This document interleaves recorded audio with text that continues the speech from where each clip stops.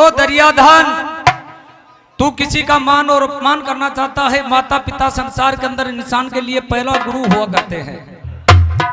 माँ संसार में वो चीज होती है जो 9 महीने घसीट करके पुत्र को जन्म देती है। सदा सदा के लिए माता पिता का सम्मान करना चाहिए, अपमान नहीं करना चाहिए। आज तू नग्न होकर के तुम्हारी माता के पास में जाता है। ओ दुर्योधन, ऐसा जान पड़ता है कि एक ना एक दिन मर्यादा का उल्लंघन हो जाएगा। तेरी बात मेरे समझ में नहीं आती है। दुर्योधन ने कहा, बोलो क्या करूं? बोलो कुछ ना कुछ अदब करना चाहिए, कुछ ना कुछ तुझे अदब करना चाहिए। बोले अदब किस प्रकार का करूं?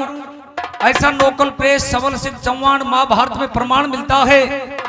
दोनों बात तुम्हारे बीच में बताकर घटाकर बता देना चाहता हूं, क्योंकि ये कथा मासी जी ने उठवाई थी। स्टेम प्रेस गोरखपुर अगर महाभारत ओरिजिनल प्रेस का गाते हैं तो दुर्योधन नहीं तो माता के पास में जाता है, नहीं धर्मपुत्र के पास में जाता है, नहीं पिता धृतराष्ट्र के पास में जाता है, डायरेक्टर धर्मदैंपन प्यान सरोवर में जाता है। ये 6 खंड महाभारत का प्रमाण है। और ये लोकल प्रेस तुम्हारे बीच में, वो मासी का क्या नाम है, वो उठवा करके गया था। ये सबल सिंह चौहान का जो तुम्हारे बीच में चल रहा है, बतंगड़ बात होती है जिसमें जैसा सुना है वैसा गाना होता है। और मैं तो ये भी चाहता था कि ऐसी बतंगड़ बात में गाना भी नहीं चाहता हूं, लेकिन सबल सिंह चौहान और ये राजेश जी चनीजा जिनकी तरफ से 100 रुपए सम्मान हुए हैं। सबल सिंह चौहान का एक महाभारत ऐसा महाभारत है, कोई विद्वान कोई गाने वाला ये सोचते कि मैंने 18 पर्व पढ़ लिए हैं, मैं महाभारत छापना चाहता हूं, वो आराम से बैठ करके छाप सकता है। लेकिन संज्ञा तो उसको दी जाती है जिसके पास में प्रेस होती है, गवर्नमेंट का हिस्सा होता है, सरकारी सौदा होता है। ये कोई 500 वर्ष पहले सबल सिंह नाम का विद्वान हुआ था जिन्होंने ये महाभारत छापा था, जो गदा पर्व का चैप्टर आपके बीच में गाया जा रहा है।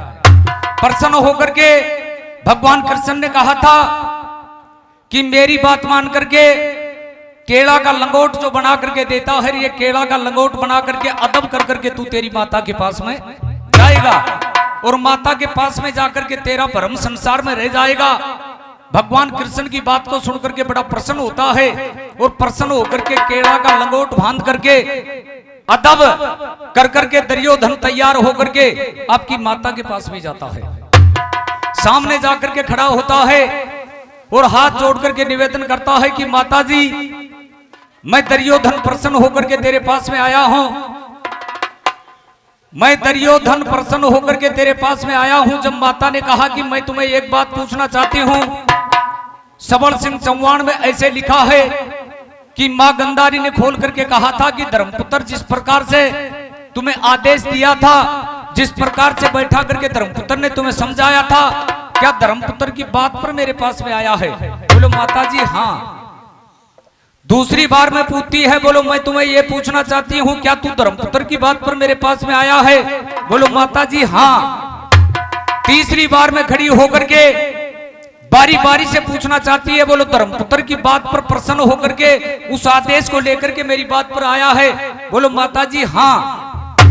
जब खड़ी होकर के गंधारी आपकी पट्टी खोलती है और पट्टी खोल करके देखती है तो सामने केला का लंगोट नजर आता है। खड़ी होकर के गंधारी ने कहा था, अजी राजेश चढ़ा की ढाणी से जिनकी तरफ से 100 रुपए, ठीक है ना। ये खड़ी होकर के गंधारी ने इस प्रकार से कहा, बेटा तुमने मेरा मान अपमान किया है। रास्ता में तुम्हें कौन मिला था? बोलो रास्ता में तो भगवान कृष्ण मिला था। उसने इस प्रकार से कहा था कि माता के पास में नग्न होकर के नहीं जाते हैं, माता का असली सपुत्र होता है, वो मान अपमान नहीं करता है। जब मां गंधारी आवेश में आती है और आवेश में आकर के मुंह तोड़ करके जवाब देती हुई भगवान कृष्ण को तराई तराई करती है, तो किस प्रकार से कर रही थी?